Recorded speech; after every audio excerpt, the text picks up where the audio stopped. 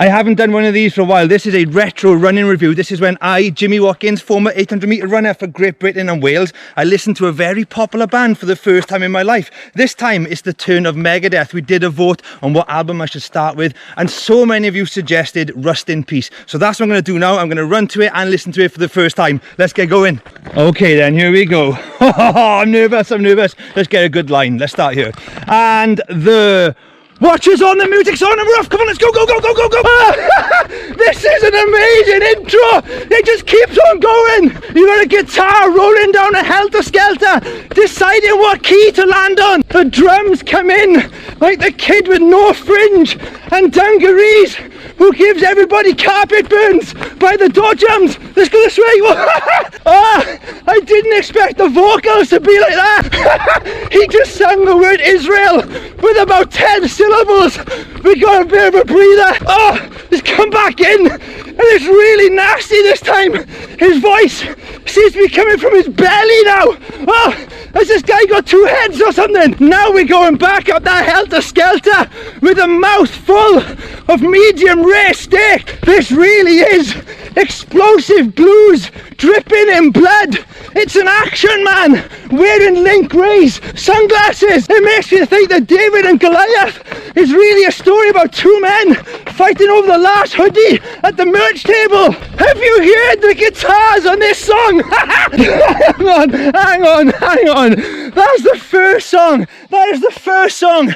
I got about 40 minutes of this left. That intro to Hang at 18, it is so straight ahead and in your face. It's like someone gave me a Bunsen burner instead of a plectrum when I'm trying out guitars in a shop. Just when I thought this album couldn't get any faster and harder, I now feel like I'm burning up on re-entry. I just knew the first line on this song was going to be welcome to, because it felt like it was transporting me somewhere. It's like an episode of MTV Cribs or a game of Cluedo where aliens lurk in the library and burn their top lips on Pop-Tarts. Oh my god, another solo!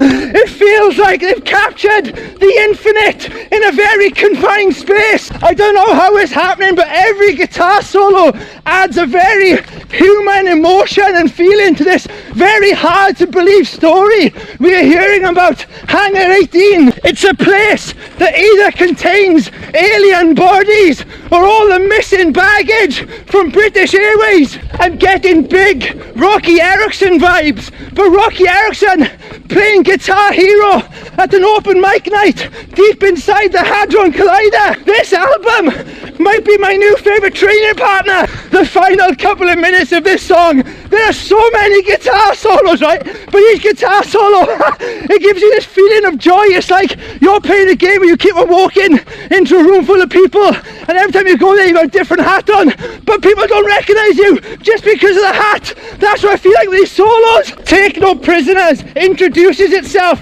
like a skiffle band turning up to a food market on Wild Buffalo. It rolls around for a bit like a load of fire extinguishers bouncing about in the back of a pickup truck. It then finds its own feet and struts around showing off its six-pack by all the award-winning mince pies. Five Magics starts like we're looking deep inside the mind of a memory foam mattress. It's full of bizarre calculations and it seems to call out to your spine late at night. I got so many insects in my eyes. There's something a bit Frank Zappa about this song, and I'm really surprised by that. Something about the stop-starts and the audacity of these guitar solos mixed in with the controlled chugging guitars on top. It just keeps getting better and better. It's like seeing Bela Lugosi's dimpled chin in the full moon. Magic is all around and Megadeth seems to have harnessed it all here. I am absolutely in love with this album already. This is the type of metal I crave.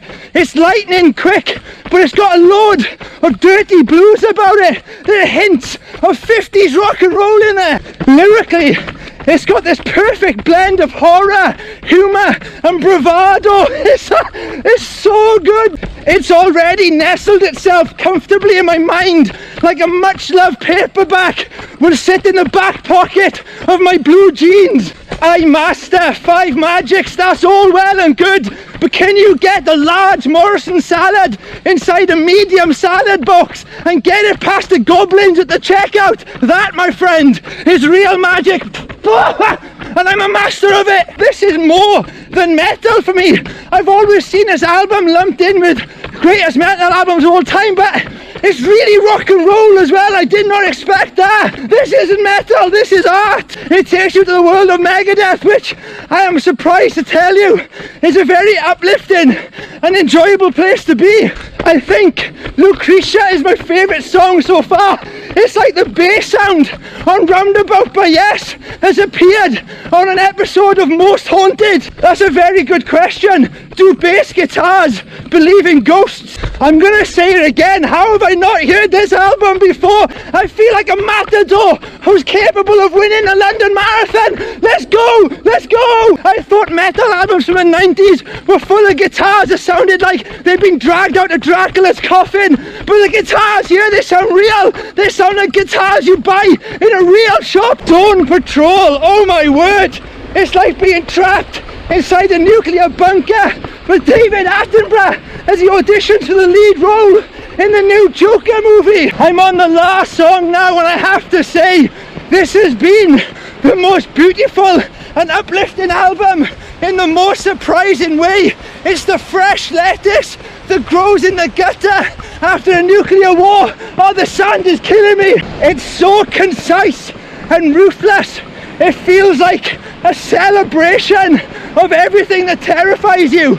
Oh, hang on. That's a first for me. Jumping over a refrigerator on the beach.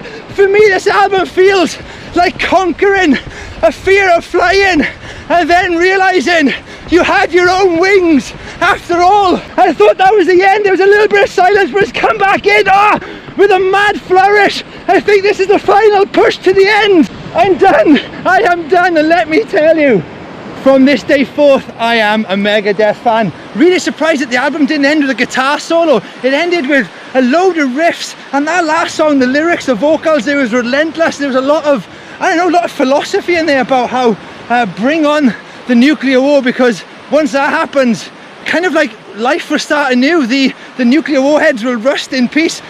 I don't know, it's so weird and it's so funny with some bands like Megadeth. You never listen to them, but you think because of the name, because of the people you know who listen to it, you think you already get it. Oh yeah, I've heard it all before. But then you listen to it and it's nothing like you expect. That is the power of going on recommendations of others. I love that. I am a running punk. You should be a running punk too. Have a great day, keep running.